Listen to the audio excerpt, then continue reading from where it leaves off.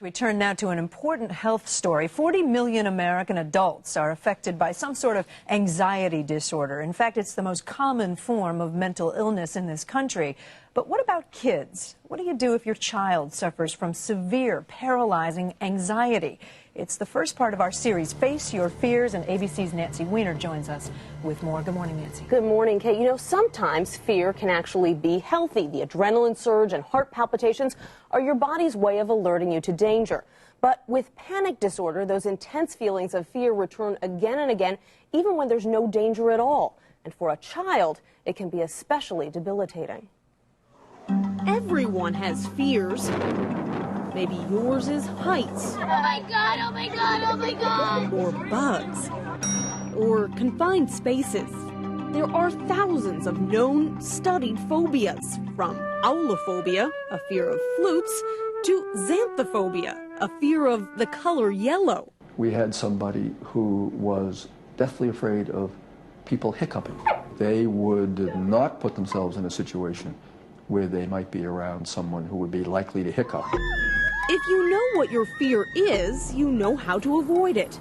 But for more than 6 million Americans with panic disorder, they can never be sure what will spark their fear or when it will come over them. Sometimes I have the fear of that I'm gonna die, I guess, because I won't be able to get help. Good. Lindsay Lanouette is the last person you'd think has any reason for fear or worry.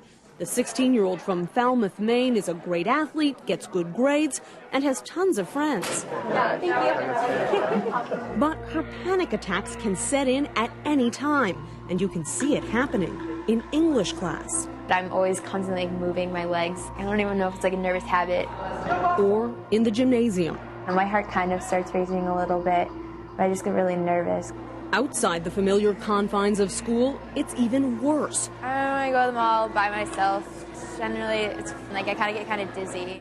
Lindsay's parents say she's been struggling with panic her entire life. Initially, it was just, some separation problems with going to daycares or kindergarten. She'll say that her hands are tingly, her feet are tingly, she feels separated from her body.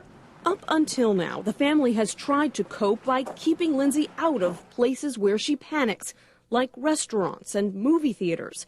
But they can't protect her forever. She's almost old enough to go to college.